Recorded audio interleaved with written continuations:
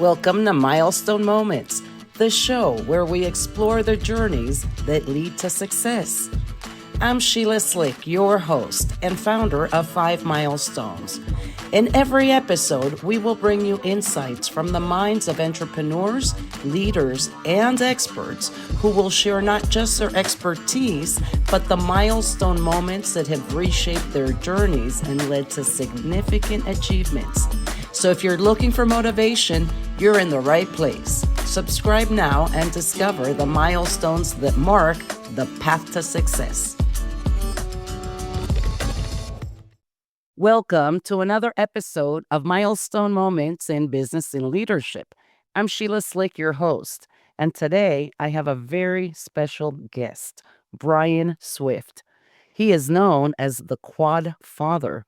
He is a testament to living his own life with no excuses. He was born walking on 2 feet, and at the age of 17, it was taken away due to a tragic accident. Through trial and error, pain and joy, he walks differently today.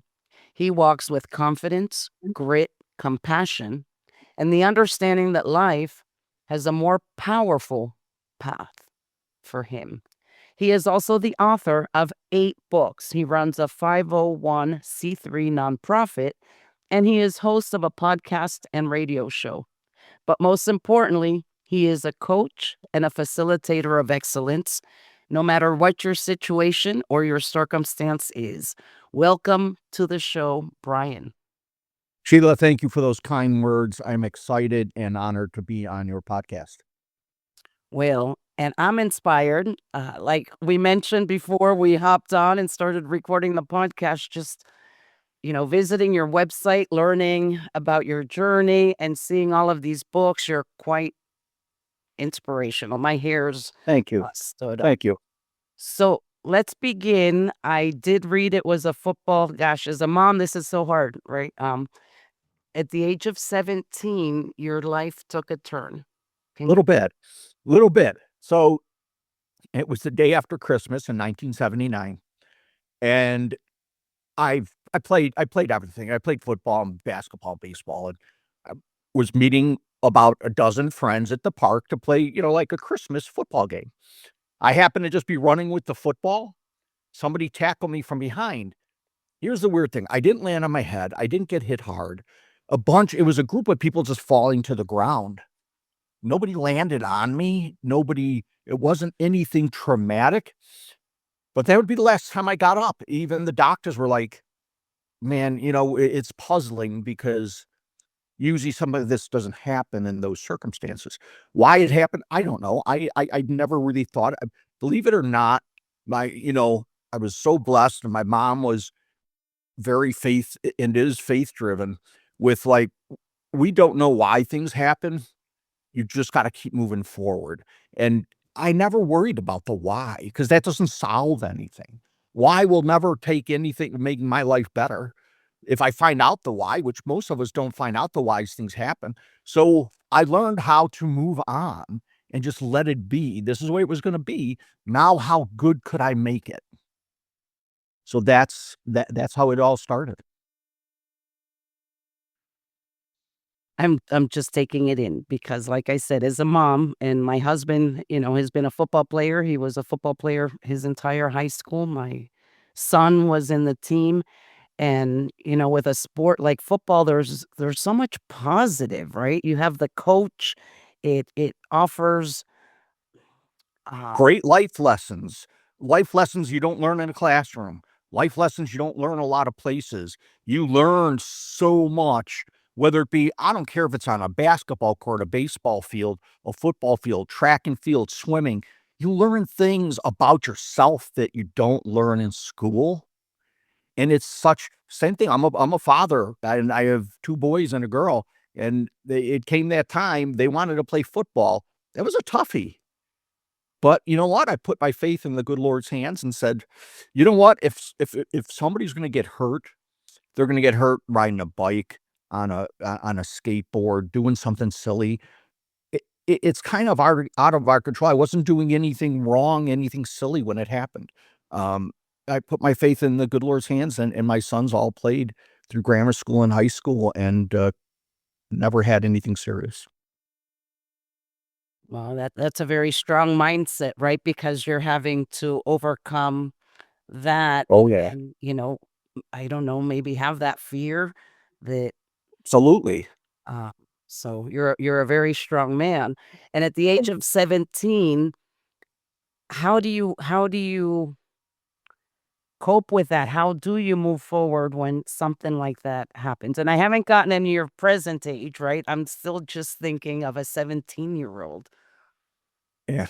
I had great friends and family, and I have very old school parents, and my dad was tough love, and it was like, "You're not gonna leave the so I got my neck fused and spent a week in the hospital going through an operation and had the halo put on, and then I went to what is now the Shirley Ryan Ability Lab, which is, back then was called, RIC, Rehabilitation Institute of Chicago, which is one of the top spinal cord injury rehabilitation facilities in the country, along with a handful of other ones, and in 1979 my life based on their statistics read like a Stephen King novel.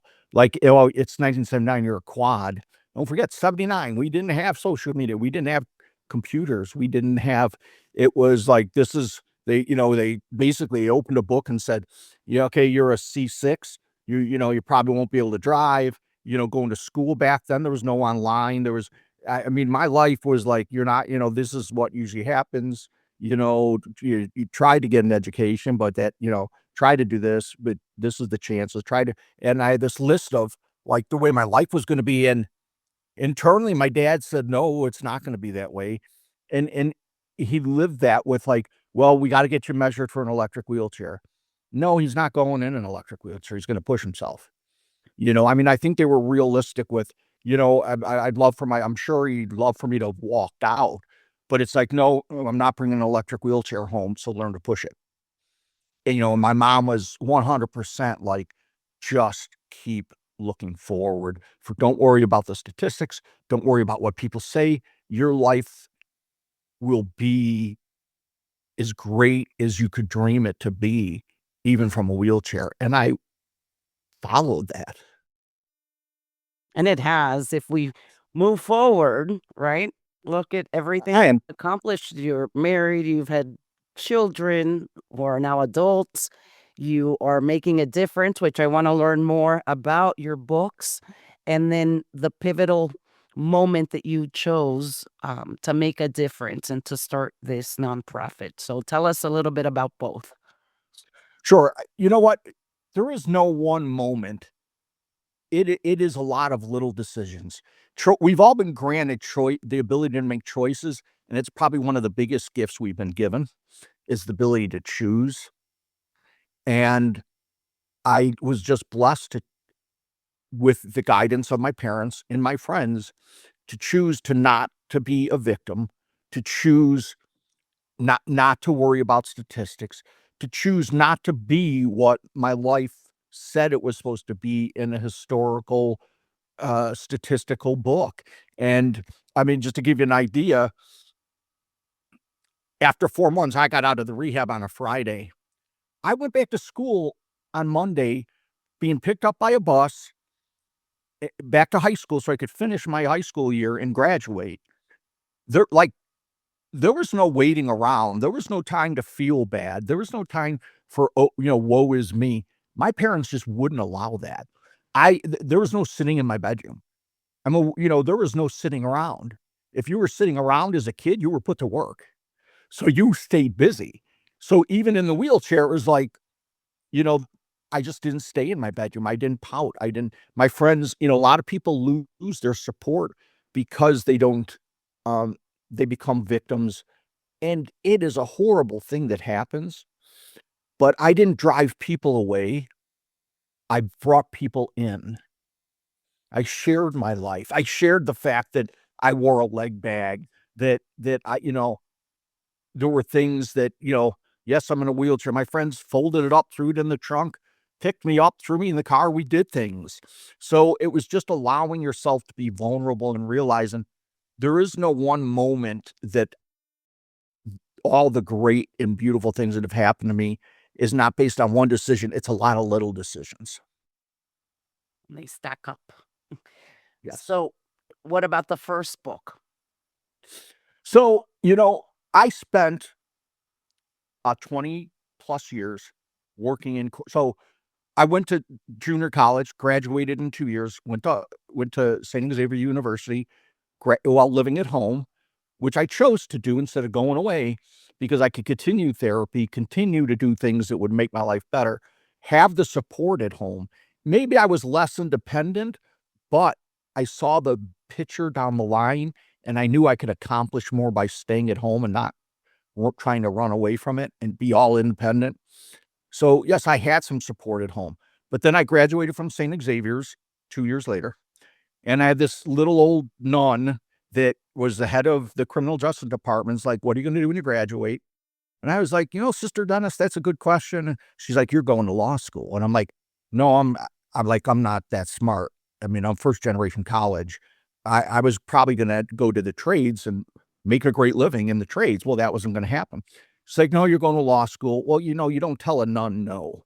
I went to parochial schools. There's no debating or talking to nuns and in high school, I Christian Brothers of Ireland that ruled the high school I went to.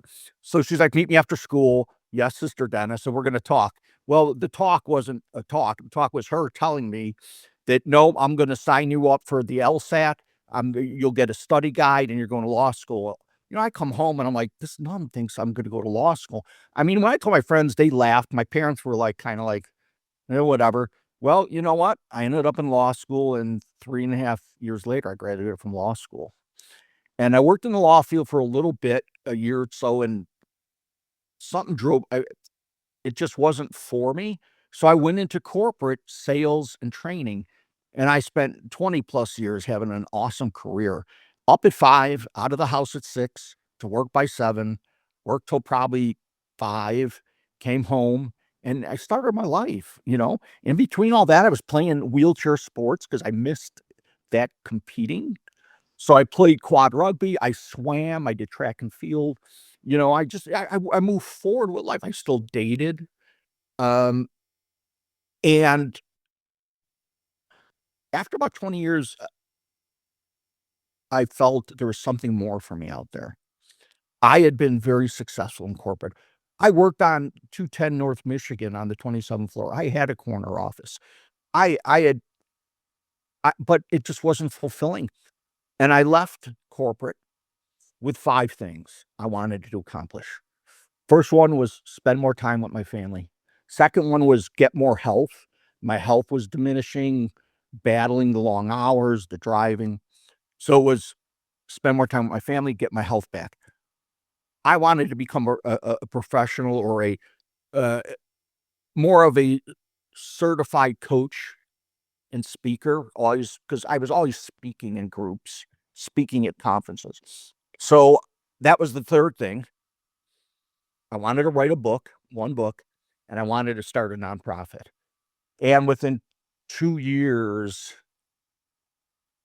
I had gotten my health back, spent tons of time over the next 10 years with my parents and my family, um, became certified John Maxwell coach and speaker, wrote my first book called Up, Getting Up is the Key to Life, and we started a nonprofit, a 501(c)(3) nonprofit called Swift Outdoor Accessible Recreation. So, first book, kind of it is a bit of an autobiography of my story, and there's a lot in there that would take us too long to go through, like, you know, working with corporate and the way they viewed people with disabilities, um, going through infertility, a lot of trials and tribulations out there. So my book was kind of I I'm sharing this not to shine the light on me, but to open your eyes and shine light on you that my life was supposed to be this, but I chose for it to be something different. I got married. I mean, I've been married 35 years. How many people are married 35 years without or with a disability? We've adopted 3 kids. And I don't say that because I don't say I've got 3 adopted kids. I've got 3 kids that we adopted as babies that I could not be any more proud of and blessed to have. And we've been through a lot of trials and tribulations, but through our faith and communication and understanding, uh, we've made it work, and I've been blessed to do the things I do. and inspiring many and helping many, including you do coaching and you do leadership coaching. Tell us a little bit about what the nonprofit does. So it's called SOAR. That's the acronym, Swift Outdoor Accessible Recreation. Part of what helped me deal with my injury and life was getting back out doing the things I loved, which was fishing, hunting, going on long rides, which now I couldn't get on a bike. I couldn't, but I could push the wheelchair. And I got to a point where I could do 5K marathons. I could do 5K, 10K marathons. Getting out with the kids. And I got into coaching then, coaching football, coaching basketball. I loved athletics still. So that I so believe healing happens outside. You've got to get back out doing the things you love, being near Mother Nature. You know, there's a process called grounding, or some people look at it as earthing. I swear by it. I am the happiest. Before I started this, I was outside. I was outside with a book, reading in the sun. It's only like 55 degrees, but for me, one sweatshirt, but the sun's out. And you know what? I come in charged up. And insurance doesn't pay for a lot of things that people need to go back and do the things they love, and that's where SOAR comes in. So we provide things like therapeutic trikes for people who might have MS or CP or some other type of illness. We provide accessible ways to fish, accessible ways to hunt with equipment. None of this equipment is paid for by insurance. We'll buy hand controls so somebody could drive a car or a van, and help them get their car or van set up so they can get mobile again. It's not the equipment we provide. We provide hope. We provide freedom. We provide independence. We provide opportunity. That's what really matters. And when I buy some 9-year-old and we get them a therapeutic trike and they could go out riding for the first time with their two brothers and sisters, and you're sitting there and the parents have tears in their eyes knowing that this is the first time. I didn't affect that little girl. I affected a family. I affected the neighborhood, their friends. That's the difference. And you know what? I get that. That's selfish. I get that feel good. And that is like a shot of sunshine. And I'm blessed to be able to do that. So you provide that freedom, you provide movement, right? Because Yes. if someone is needing the equipment, you're giving them a lot more than the equipment. It's what comes with it. So, when you're gonna ride, you're gonna take away the little wheels in your bicycle the first time. You're fearful. When you get behind the wheel of a car, you're fearful. How do you help people overcome fear, or how do you overcome fear? Um, First of all, I do a lot of mentoring with these people. And not just the people who are disabled. I do a lot of mentoring with mom and dad or husband or wife, able-bodied people. I do as much mentoring for as disabled people. First of all, 93% of what we fear never happens. Just think of that, 93% of what we fear never happens. And only 3% of what we fear is as bad as what we fear, and it turns out as bad as what we think. So the bottom line is 97% of anything we worry about either doesn't happen or happens at such a minimal, it's so minimal, it's not what we feared. And I help people start to create perspective on what they're fearing. So what's the worst thing that happens? You fall off the bike. I mean, you fall off. If you were able-bodied, you would be falling off your bike, I guarantee it. Anybody who's ridden a bike has fallen off a bike. And I try to help create perspective. And then I get them thinking about what's in front of you, not what's behind you, not about you. You are so there, part of getting over your disability is just letting it be and not perseverating on it and just letting it be so you can concentrate on moving forward. So understanding statistics of fear, it doesn't probably help people a lot. Some people, maybe that are very analytical, it helps. But getting them to focus on what do you want to do next? What do you want to do? You want to be able to get in the hot tub? You want to be able to scuba dive? You want to go back to work? You want to take class? What do you want to do? Get them to think forward. That's why the windshield is gigantic and the car in the rearview mirror is this big. What's behind us is so minimally important. It's what's in front of us that's possible. And I believe COVID had an effect on this. COVID stopped people from dreaming and believing in themselves and took away a lot of people's confidence. And I try to get people to dream again and think about what's in front of them because there's nothing you can't achieve. I mean, I may never walk again. I don't know. Maybe one day I will. I don't worry about that because I got like 10 things I got to focus on. My next book, something with the kids, celebrating something with the family. My plan is, what are your hobbies? What do you like to do? Do you I do a lot of woodworking. What's your hobbies? What did you do before? Let's figure out how to do it again. So my other question when we were talking about the fear, and I thought, oh, he may even answer that.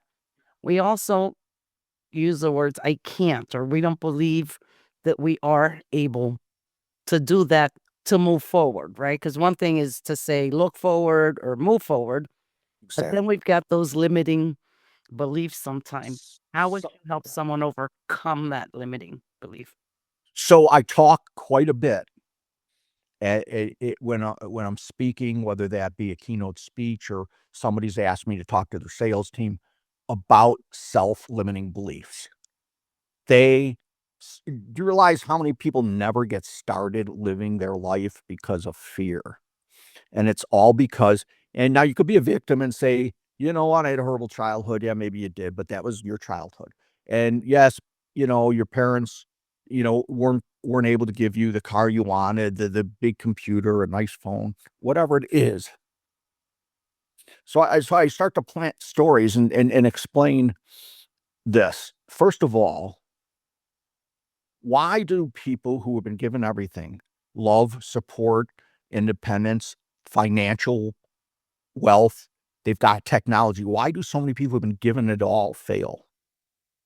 They begin every resource. They've got it all. They've got all the resources to succeed. Why don't they? Why is it the guy who doesn't have the love, doesn't have the support, doesn't have the money, doesn't have the technology? Why do so many of those people succeed? They don't have the resources.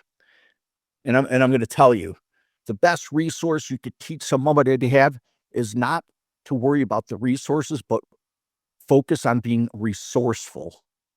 If you are resourceful, you will succeed despite all of that. Now, back, how does that kind of fit in? So I'll tell you and try this. Every time you have a self-limiting, get out a pad of paper, and every time you have a self-limiting belief, write it down. Do that for a week and just look at the bombardment of negativity we have. So, back to statistics. How many thoughts do you think an average person has a day?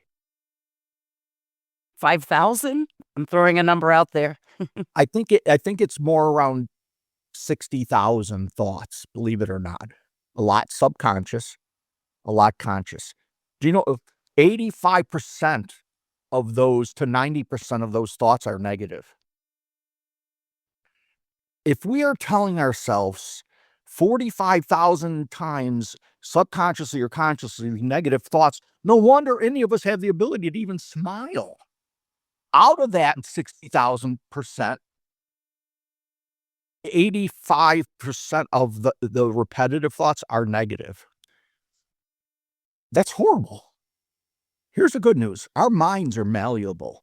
Our minds, so I've studied neurolinguistics programming. our minds are malleable. We could reshape the way we think. We could reshape what our life's what you want it to be. And it starts with identifying the negative thoughts and writing them down. Do it for a week. And then you have to go back and this is part of what I do with coaching. You have to go back and revisit them and then start changing words you use. So I had one person that would like everything sucked. This sucks, that sucks, this sucks, my life sucks, work sucks. I mean, everything was, it sucks. I said, that's such a negative thought. Well, no, it's really not. I'm just kind of explaining the way it is. No, it's a negative thought. Replace that sucks with that's interesting. Because when you say something sucks, you've put an exclamation point and totally decided that it sucks and it will always suck. And that means your life sucks. When you say that's interesting instead of that sucks, you leave some room for interpretation and possibilities that it doesn't suck. It's a moment in time, and that maybe it's not as bad as saying that sucks. And you're not putting an exclamation, you're leaving more of a question mark on it, which is less negative than that sucks. So I start to help people replace words. Instead of using this, start to say this. And it's just a process over time. I didn't get this way in 2 years, 3 years, 7 years. I've worked at it hard, hard, hard. So that's the path that I start with, helping people get rid of that limiting beliefs, that self-doubt, that lack of confidence. And we just build. It's one step at a time, but I help them reprogram their mind and help them move forward in a way better. Life is too short to get up and think it sucks every day. So So, who do you serve? Are they children? Are they adults? What does that look like? so from the source standpoint, we will help anybody who is disabled get equipment. Children, vets, moms, dads, any age, anywhere in the USA. We have helped people get equipment and whatnot. In terms of who I help from a coaching standpoint, it's usually not children because they don't understand the concepts. It's usually, it could be the parents or the kids. It could be, um, and a lot of times it is the parents of kids who are going through it, to help them understand um, the mindset and their, what's possible, because they don't see it either. And I probably spend 40% of my time coaching people with no disabilities, because here's my opinion is it's worse to be mentally disabled, to be mentally paralyzed than physically paralyzed. And I help people, able-bodied. I don't care if you're a president, vice president, all the way down to, the janitor. I help them become mentally unparalyzed. So, it sounds like you serve individuals. You're not after Yes. teams and corporations. You're serving individuals in different stages of life. Yes, but I do get asked to speak to teams.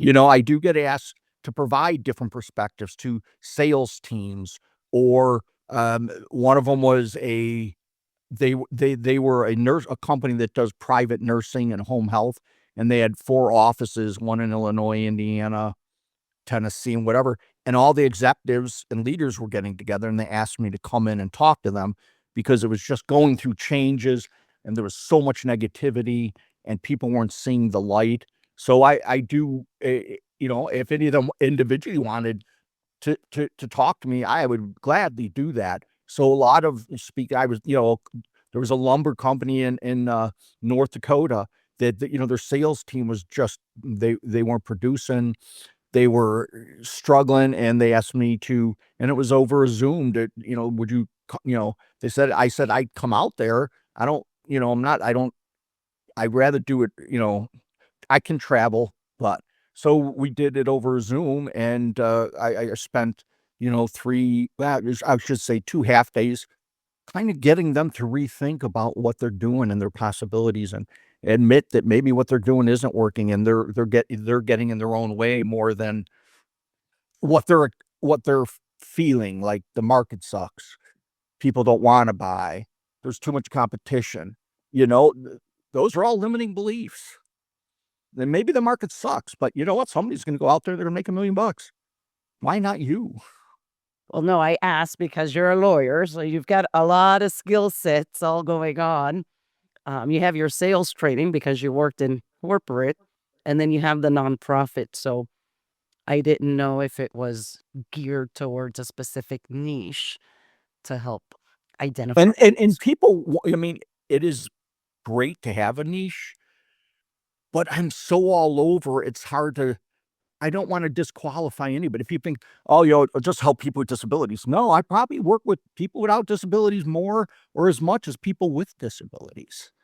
So, because you don't have to be in a wheelchair to be disabled. I know a lot of people walking around that are mentally paralyzed that I wouldn't trade seats with. So, And I think I don't know numbers and I don't know statistics, but I do know there is also, a rise in that mental s- mental and I health, think that, yes. technology, as much as I'm an advocate for it and I, try and leverage it and teach people how to use it, I also see, the negative side effects, right? And what it is doing to the younger Younger. generations, and it's bringing isolation, it's bringing more insecurities. You're having to deal with all these filters and profiles that look perfect. And I don't know how much harder it is to grow up now than it was in those 70s that we spoke about earlier when we didn't have these things. So I think you'd be great in so many different aspects, not just Thank you. um And I agree with you. Um, any technology we have is great, but once it goes unsupervised, and I see it. I see, coaching. I see parents hand their 5-year-old when they're being annoying, their $1,000 telephone to behave. No, how about turning around and telling your child, "Don't interrupt mom. Have a seat and wait till I'm done." Parenting is stopped. Here's $1,000 phone, go play. Here's a $2,500 computer, go play, get out of my hair. I want to be your friend. You know what? I didn't care about being my kid's friend. I didn't, my job as a father was not to be their friend. My job as a father was to raise them, provide them with wisdom and love, and expose them and prepare them for a horribly tough world. I cannot be your friend and do that at the young age. We will be great friends as you get older, but I don't care if you like me or love me now. It'll all come together. And guess what? I got 3 kids that think I walk on water, and I'm the tough dad. And yeah, but you know what? I got 3 kids that they think I walk on water, and I'm so blessed. And it's all come together for them. Oh, and I'll give you an example. When it came college time, my kids all wanted to go away to school. I have 99% of the kids are going to school away. And I said, here, do you want to be in this much debt, or no debt when you're done? You want $100,000 worth of debt, 50,000, or no debt in 4 years? Which would be the best scenario? Well, I don't want debt. Okay, well, mom and I has saved this much amount of money for you, which nowadays didn't pay for as much as it did as we were saving. So we're here. We're going to help you because you want to go to school, and we get that. But here's the stipulation. You're all going to junior college. Yeah, I'm the bad guy. Yes, I'm whatever. You call me whatever you want. I really don't care. You're going to go to junior college for 2 years, and you're going to get out of junior college debt free. In 2 years, if you still want to pursue a college education, we will support wherever you want to go. If you want to go into the trades after that, go into the trades. If you want to join the army, join the army. If you want to start your own business, I will help you, guide you, support you. But 2 years of junior college, I had 3 kids that got out of 4-year universities debt free. Is they got out and started to listen to their friends complain about the debt they're in and the situations they're in. Oh, dad wasn't such a dummy, and he didn't do this for him. Like, oh, son, dad, he kind of forces to make a pretty good move here. Let's see, I don't have a $500 payment. I don't have a school payment. I don't have a $600 car payment because he wasn't going to let me buy the car I wanted. He let me get a car that worked. Yeah, I was the bad guy. I know your friends have been given and ride nice cars. You're driving a nice car. Why? Because it gets you from A to B. And when you can afford a nice car, giddy up. You can go buy a nicer car. But all of a sudden, it all came together, and all of a sudden, mom and dad became smart. So Love it. Now you also have a book about, I think it has the word dad in the title. it does. I co-authored a book with um 20 gentlemen, and if this is the one you're talking about, because I know it's not on my website, called Godly Men, Godly Fathers Make Godly Men. Um, Oh. oh, father, are you talking about the Quad Father? Yeah, you have a bunch of books, that's why I'm trying to remember the names, but you have So I wrote father or yeah. Yes, so I wrote a book called The Quad Father. So after a bunch of years, and you get into this entrepreneur world, and it's like you got to brand yourself. What do you mean you got to brand yourself? Well, you got to be known for something. Well, okay, I had crossed spending 40 years pushing myself in a manual wheelchair, which is unheard of out there. And I was out on a ride, and I don't know if I was having a conversation with somebody or somebody passed me, and it came to me, you got to brand yourself as the Quad Father. It's kind of catchy. It's different. Um, and it really talks to what you've done. So I wrote a book called The Quad Father because it is 100% raw, honest, um, tough love book. And what I do is I address every excuse that I've heard from people with disabilities, people without disabilities, and basically called a, it's BS. You can do this. This is not a reason to stop. This So I basically answer every negative excuse on why people cannot thrive and put it into a book called The Cloudfather. Love it. I thought maybe it was fatherhood. So we're gonna skip and fast forward because you have many, many, many books. I mean, we could spend hours talking, but your latest book, what is that called, and what is it about? So the one that my latest book, I started a trio called Swift Fixes. And they're more of a booklet, but they talk like one is about how to overcome pain. Because if you rely on the pharmacy world and pain medication, I've seen too many people zombied out with other major side effects. I believe there's holistic ways to deal with pain. The other one is about um, setting goals and moving forward in life. Like, how do you move forward? So I wrote 3 books on that kinda in that kinda direction, uh, were my last 3, and then the one that came out that, and I don't talk about it, I should, as a compilation of about 20 people, um, on like, their entrepreneurial journey and the lessons and wisdom, and that was, that actually was an international bestseller, um, that sold United States, Canada, and Mexico. So that's it. And yes, I am working on another book, and it's really probably going to address more that mental health and being mentally paralyzed. So is that your next milestone? Yes and no. So one would be the book. The next milestone would be to raise. I'd love to raise $500,000 for SOAR and be able to help more people. I wanna impact 1,000,000 people in 26, which is 2 months plus away. I wanna impact more people in a bigger way, and the only way I can do that is with this help and support of the public and, companies, corporations, foundations to support SOAR so that we could support others. And my goal is we've never made near that amount. And, some people think it's a big jump to try to make in 1 year. I'm like, well, you've if your goals do not scare you, then they're not lofty enough. Your goals should be slightly frightening. That would be that's frightening to think, what, because I don't like failing, but I don't fail often. because of a course I teach called Sometimes You Win, Sometimes You Learn. Because you don't fail if you learn. As long as you're learning, it's not a failure, it's a lesson. And some people look at failures and it so deprives them of that motivation and inspiration and confidence and self belief. But failing is just a stepping stone if you use it the right way. It's not a stumbling block.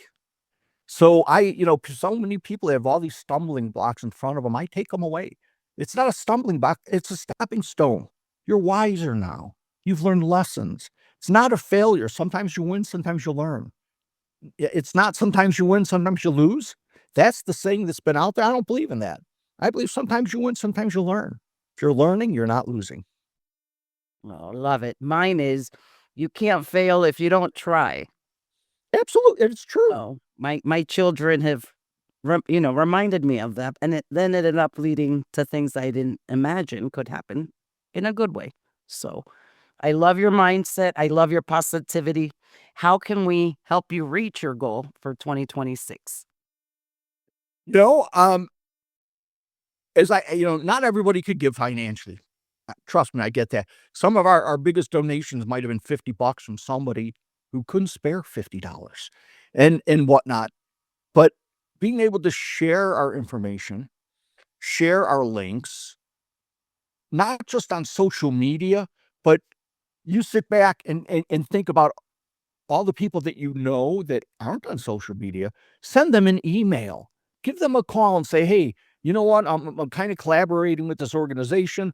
I've met this man that runs a 501(c)(3). You as a company, and now is a perfect time because corporations, companies, foundations, most of the giving they do is in December because they forget that they have this money they need to spend for tax purposes.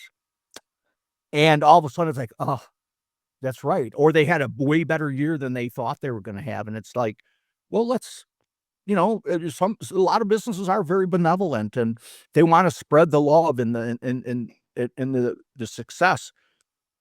Those are people you probably won't find a ton on Facebook, but you'll find them on LinkedIn, or you know them. You know somebody who's a VP, a president.